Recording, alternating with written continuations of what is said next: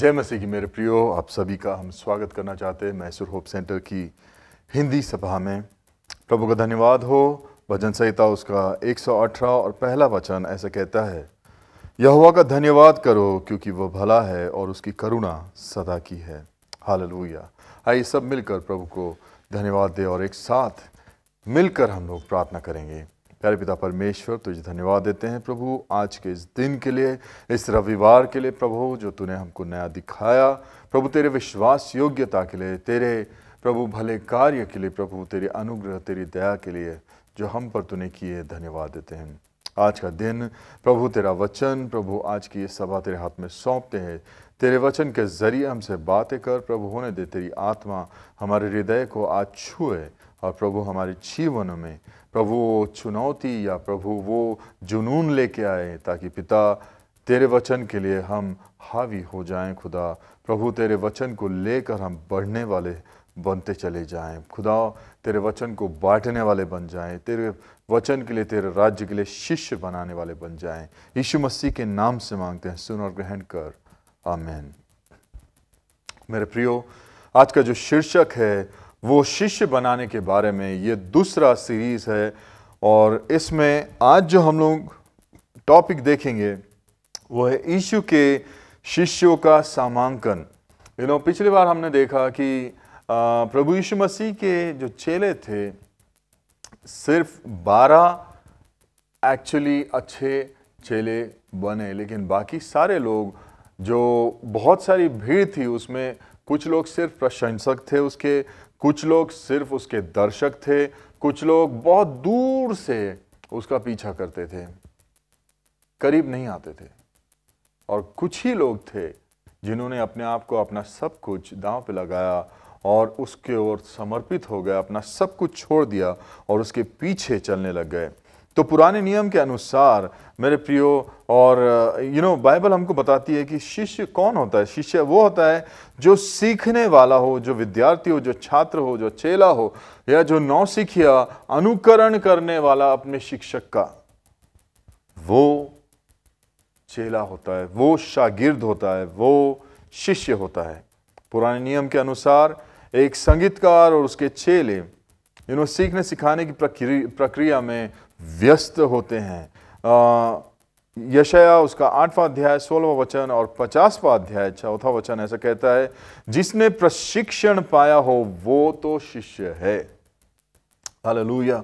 नए नियम में शिष्य इस शब्द का 295 बार उल्लेख है, जिसमें से 265 बार संज्ञा की रूप में और 30 बार क्रियापद रूप में इस शब्द को, जो शिष्य है या चेले है, इस्तेमाल किया गया है। एक शिष्य कौन होता है? ये शिष्य वो होता है जो अपने शिक्षक की बातें सुनता है, उसकी आज्ञा का पालन करता है, वो अटल दृढ़ता के साथ अपने शिक्षक की आज्ञा मानता है। हालेलुया। प्रभु यीशु मसीह ने डिसाइपल्स को जब बुलाया तो कैसे बुलाया? प्रभु यीशु ने सिर्फ उनको आज्ञा दी कि आओ और मेरे पीछे हो लो, आओ और देखो।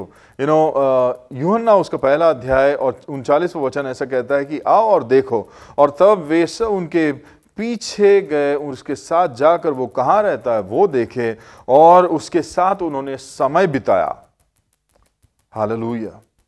प्रभु यीशु ने 5 चेलों को अपने करीब किया ताकि वो उसके चरित्र और सेवकाई को जानने पाए, ताकि वो उनका केंद्र जो कटनी थी उसकी ओर फिरा पाए और उनको वापस संसार में भेज पाए, ताकि बहुतायत से वो आत्माओं को बचाने वाले बने, मनुष्य को मनुष्य के मछुआरे बन जाए और वो लोगों को बचाने वाले, परमेश्वर के राज्य में लाने वाले, शिष्य बनाने वाले बन गए। हालेलुया। मरकुस उसका 3 अध्याय 13 और 14 वचन ऐसे कहता है कि आओ और मेरे साथ रहो। प्रभु यीशु मसीह ने उनको पहाड़ पे बुलाया और उनको बुलाया जिसको वो चाहता था, और जब वे आए तब उसने 12 को नियुक्त किया और उनको ये आज्ञा दी कि आओ और मेरे साथ रहो। उसने उनको अपने साथ ले लिया। वचन कहता है, आओ और मेरे साथ बने रहो, यूहन्ना उसका 15 अध्याय और 4 वचन में, कि तुम मुझ में बने रहो जैसा मैं तुम में हूं। कोई भी डाली अपने आप से फलवंत नहीं होती। हमको ये जरूरी है मेरे प्रियो कि हम जाने कि एक शिक्षक या जो चेला है उसको क्या चीजें हैं जो त्याग करना पड़ता है, या क्या चीजों के प्रति उसको समर्पित होना पड़ता है। उसको अपना जीवन, अपनी नियुक्ति, अपनी तैनाती, अपना प्रस्थारण, वो सब कुछ ध्यान रखते हुए पूरे गंभीरता से उसको अनुयायी बनना पड़ता है। हालेलुया। पवित्र आत्मा और कलीसिया से जुड़े रहने के बाद वो ऊपरी कोठरी में ये सारे जो शिष्य थे वो एक साथ जमा होकर साथ में रहने वाले थे, और उसके बाद पवित्र आत्मा उनको दिया जाने वाला था, क्योंकि यीशु मसीह उनसे दूर कर दिया जाने वाला था। जस्ट इमेजिन, प्रभु यीशु के साथ वो रात और दिन रहे, उसकी सेवकाई किए, उसके साथ सेवकाई किए, उसकी सेवकाई देखे, उसका चरित्र, उसकी बातें, उसका तरीका, सब कुछ सीखे, देखे, सब किए, और वही प्रभु यीशु मसीह उनसे लिया जाने वाला था। और जब वो प्रभु यीशु मसीह बताते हैं उनको, तो वो बड़े दुखी होते हैं, और प्रभु यीशु मसीह उनको पहले से चिता रहा है और पहले से तैयार कर रहा है, ताकि बेटा मैं जब चले जाऊंगा तो मैं तुम्हारे लिए पवित्र आत्मा भेजूंगा, और पवित्र आत्मा और पवित्र आत्मा की संगति के साथ जो कलीसिया स्थापित हो जाएगी, उसमें उनका रिश्ता बरकरार बना रहेगा। और वही रिश्ता आज शिष्यत्व में देखा जाता है। हालेलुया। प्रभु यीशु मसीह ने चेले बनाया। प्रभु यीशु मसीह ने पूरे संसार को बचाने के लिए जो दाम चुकाना था वो तो किया, वो तो दिया, लेकिन संसार की छोर तक वचन पहुंचाने के लिए उसने शिष्य बनाया।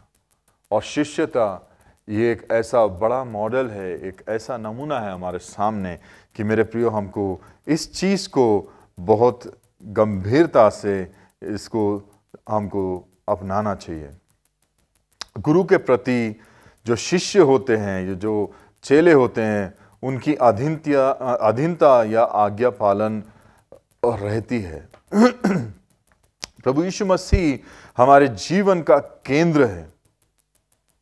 यीशु को उसका आज्ञा पालन हमारे लिए सर्वश्रेष्ठ होना चाहिए। हालेलुया।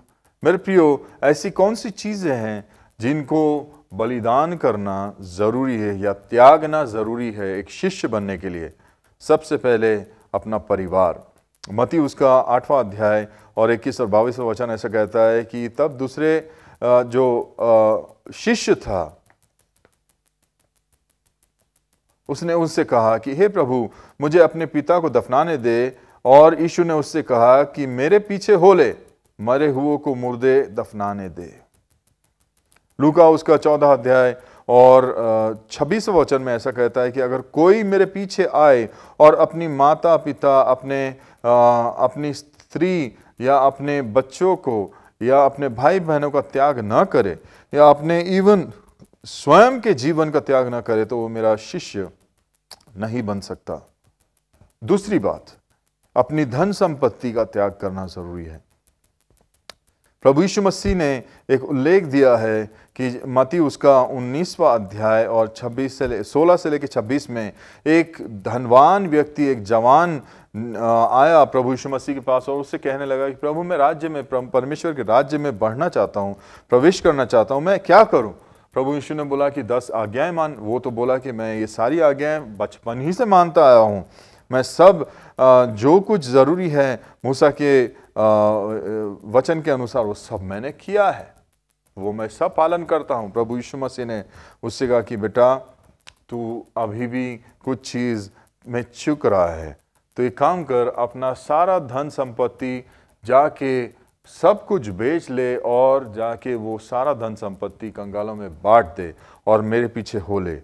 तब ये सुनकर वो नवयुवक जो बहुत धनवान था, बड़ा दुखी होकर प्रभु यीशु मसीह के पास से चला गया और फिर प्रभु यीशु मसीह ने कहा कि एक ऊंट का सुई के आंख में से गुजरना बहुत आसान है। जो एक चुंगी नाके का द्वार था, उसमें से गुजरना बहुत आसान है, लेकिन एक धनवान का परमेश्वर के राज्य में प्रवेश करना बहुत मुश्किल है, क्योंकि धनवान को अपना धन परमेश्वर से ज्यादा प्यारा होता है। मेरे प्रियो, परमेश्वर का वचन कहता है कि जो मनुष्य से असंभव है वो परमेश्वर से सब कुछ संभव है।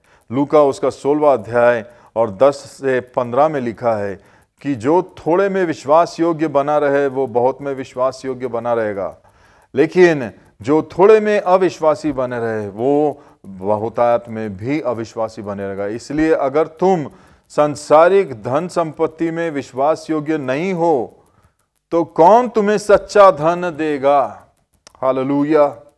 मेरे प्रियो, कई बार हम लोग अपने विश्वास के जीवन में देखते हैं कि हम सिर्फ परमेश्वर के अनुग्रह की बात करते हैं या सोचते हैं कि अरे प्रभु का अनुग्रह है, प्रभु मुझको अच्छा खाना दे रहा है, अच्छा पहनने को दे रहा, अच्छी नौकरी पानी दिया है, बस मैं खाऊंगा और गुण गाऊंगा प्रभु के और अपना आराम करूंगा, खुश रहूंगा, दैट्स ऑल। हम उसी में अपने आप को खत्म कर देते हैं। मेरे प्रियो, वचन कहता है कि खाना पीना और मौज करना ये परमेश्वर का राज्य नहीं है। परमेश्वर का राज्य धार्मिकता और आत्मा में आनंद मनाना है। वो आत्मा में आनंद कैसे मनाओगे? आत्मा में आनंद हम तब मना सकते हैं जब हम आत्माओं को बचाने वाले बन जाए, जब हम शिष्य बनाने वाले बन जाए, जब हम जो परमेश्वर ने मुझको आशीष दी, हमको आशीष दी, हमको बरकत दी, हमको हुनर दिए, वो हम लोगों को सिखाने पाए, वो हम लोगों से आशीष बांटने पाए, वो हम हुनर लोगों को देने पाए, तब तो हम सही में परमेश्वर प्रभु यीशु मसीह के चेले बने। तुम दो स्वामियों का एक साथ सेवा नहीं कर सकते, तुम एक को त्यागोगे और दूसरों को अपनाओगे, ऐसा परमेश्वर वचन कहता है। तुम परमेश्वर और धन दोनों को एक साथ पूजा नहीं कर सकते। तब बहुत सारे फरीसी लोग थे, वो बड़े गुस्सा हो गए क्योंकि वो धन से बड़ा प्रेम करते थे। और यीशु ने उनसे कहा, तुम लोग की नजरों में संसार में जो सारी चीजें हैं वो बहुमूल्य है, लेकिन परमेश्वर की नजरों में इन बातों का, इन चीजों का कोई मूल्य नहीं है। तीसरी जो चीज हमको त्यागना है वो है अपनी खुद की स्वयं की जिंदगी। प्रभु यीशु ने लूका उसका 14 अध्याय और 26 और 27 में कहा कि अगर कोई मेरे पीछे होना चाहे और अपने माता पिता को, अपने बीवी बच्चों को, भाई बहन को और अपनी खुद की जिंदगी को वो त्याग ना दे तो वो मेरा चेला नहीं बन सकता। जो कोई अपना सलीब लेकर मेरे पीछे ना चले वो मेरा चेला नहीं बन सकता। यूहन्ना उसका 12वां अध्याय 25वां वचन में ऐसा कहता है कि जो अपने जीवन से प्रेम करे वो उसे खो देगा, लेकिन जो अपने जीवन को त्याग दे वो अनंत जीवन प्राप्त करेगा। हालेलुया। और बाद में अगले भाग में हम देखते हैं कि अपनी उच्चता हम ये जरूरी है कि जाने। जैसा वो भला और अच्छा सामरी मनुष्य था, जिस व्यक्ति ने उस घायल व्यक्ति को देखा, उठाया, उसको होटल ले गया, उसको हॉस्पिटल ले गया और उसका दवाई इलाज कराया, और उसके बाद वो हॉस्पिटल वाले को बोला कि देख, इसका देखभाल कर और इसको ख्याल रख, इसकी ज़रूरत की जो भी चीज़ है मैं तुझे दूंगा। उसने उसके हाथ में पैसा रखा और उसके बाद वो अपने सफ़र पे गया और ये भी बोल के गया कि मैं वापस आऊँगा, अगर इसको और ज़्यादा लगेगा तो मैं और भी दूंगा। मेरे प्रियो, हम ऐसे नहीं होना चाहिए कि हम सिर्फ अपने काम से काम रखें, हम लोगों की ज़रूरतों को दूसरों की सुधि रखने वाले बने, सिर्फ मतलबी ना बन के रह जाएं। एक शिष्य अपनी अधीनता यीशु की ओर दिखाता है। उसकी अधीनता किस चीज में है? यूहन्ना उसका 4 अध्याय और 26वां वचन कहता है कि यीशु ही मसीहा है। 5:27 कहता है कि अनंत जीवन देने वाला है, जीवन की रोटी, पिता का भेजा हुआ, जगत की ज्योति, महान परमेश्वर, वो एकलौता द्वार, पिता के साथ एक है, अच्छा चरवाहा, पुनरुत्थान और जीवन, सत्य मार्ग और जीवन और सच्ची दाखलता। ऐसे बहुतेरे वचन है जो प्रभु यीशु मसीह ने अपने वचन में कहा है, और शिष्य इन सारे वचनों पर अमल करता है, इनको मानता है, इनको वो इन सारी बातों पर विश्वास करता है, वो ही सच्चा शिष्य है। एक शिष्य मसीह की आज्ञाओं का पालन करता, और शिष्य का आज्ञा पालन उसकी आज्ञाओं के लिए, उसकी किसकी? प्रभु यीशु मसीह की आज्ञाओं के लिए समर्पित रहता है। मत्ती उसका 28वां अध्याय और 19वां वचन में ऐसा कहता है, तुम जाकर उनको सिखाओ मेरी आज्ञाओं को मानना। यूहन्ना उसका 8 और 31 में लिखा है कि अगर तुम मेरी बातें मानो तो तुम मेरे शिष्य हो। फिर आगे वो लिखता है कि अगर तुम मुझसे प्रेम करते हो तो मेरी आज्ञाओं को मानो। यूहन्ना उसका 14 अध्याय और 15वां वचन में। मेरे प्रियो, प्रभु यीशु मसीह ने 224 ऐसी मुख्य आज्ञाएं जो खुद दी है। पश्चाताप करो, विश्वास करो, प्रभु यीशु मसीह की पवित्र आत्मा को स्वीकार करो, प्रभु यीशु मसीह के अनुयायी और शिष्य और चेले बन जाओ, बपतिस्मा दो, प्रभु भोज को ग्रहण करो, परमेश्वर को प्रेम करो और उसकी आराधना करो, वचन का आज्ञा पालन करो, परमेश्वर के राज्य के खोजी हो जाओ, प्रभु यीशु मसीह में बने रहो, उसके वचन में बने रहो और लगन से प्रार्थना करो। अपने जीवन में बहुतायत के फल ले आओ, प्रेम करो और माफ करो अपने पड़ोसी को, अपने डिसाइपल्स को, गरीबों को, अपने जो आपके दुश्मन हैं उनको भी माफ करो। उदारता से परमेश्वर की ओर दो। अच्छे खजांची अपने जीवन के बन जाओ। अपना समय, अपना हुनर या तोड़ा या अपना खजाना, सब कुछ परमेश्वर को दो। शिष्य बनाओ, अपने सारे लोगों के बीच में जाकर शिष्य बनाओ और उनको मेरा वचन का पालन करना सिखाओ। मत्ती उसका 10वां अध्याय और 25वां वचन में ये ऐसे मुख्य लक्ष्य है जो परमेश्वर के पीछे चलते हुए एक शिष्य को बनाते हैं। अपने शिक्षक के समान बनना है।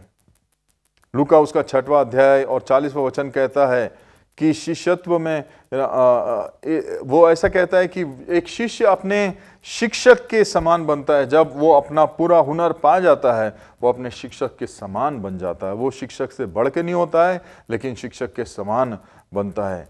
एक जो डिसाइपलशिप है वो इंटेंशनल होती है।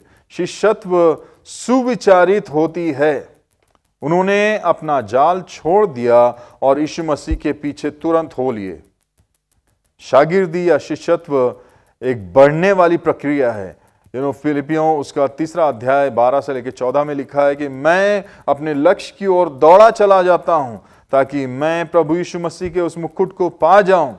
मेरे भाई और बहनों, मैंने वो प्राप्त कर लिया है और मेरा एक ही लक्ष्य है। मेरा पिछला जीवन में पूरा भूलकर मेरे आगे की ओर मैं दौड़ा चला जाता हूं ताकि मैं अपनी दौड़ में उस स्वर्गीय मुकुट को पा जाऊं जो प्रभु यीशु मसीह के बुलावे में मेरे लिए रखा गया है।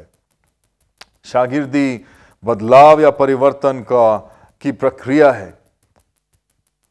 प्रेरितों के काम 4 अध्याय और 13वां वचन में ऐसा कहता है कि वो लोग सब इन चेलों को देखकर, पतरस और यूहन्ना की बातों को सुनकर बड़े अचंभित हो गए, क्योंकि ये लोग तो अनपढ़ और गंवार थे, ये वचन को जानने वाले नहीं थे। लेकिन ये सारे लोग, उन्होंने देखा कि ये लोग प्रभु यीशु मसीह के साथ रहे हुए हैं।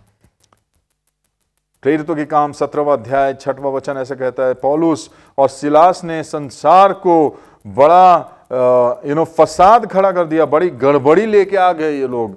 इनके बारे में ऐसा कहा जाने लगा क्योंकि यहूदियों के अनुसार ये लोग परमेश्वर के राज्य को ऐसा बताने लगे कि प्रभु यीशु मसीह जो एकलौता मार्ग, सत्य और जीवन है, उसके विरुद्ध में वो सारे यहूदी थे, फरीसी थे, और वो लोग इनको जो सच्चे परमेश्वर का प्रेम बांट रहे थे, उनके बारे में वो कह रहे थे कि ये लोग गड़बड़ी फैला रहे हैं। हालेलुया। शागिर्दी प्रजनन के जैसे बढ़ने वाली प्रक्रिया है।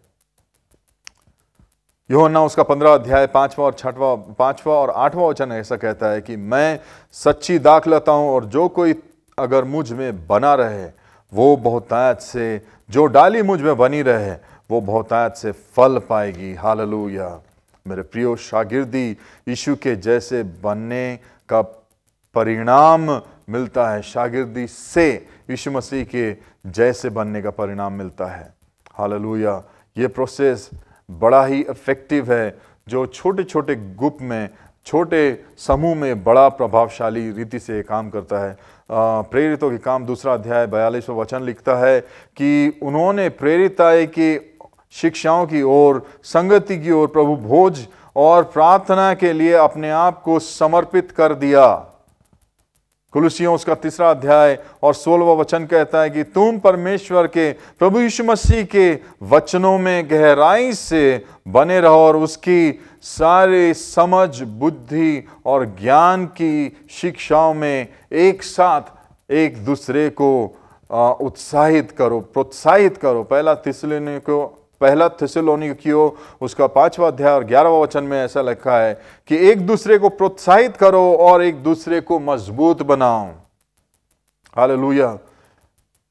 जो शिष्यत्व है, जो चेला बनाना या शागिर्दी है, वो जवाबदेही होता है। हालेलुया।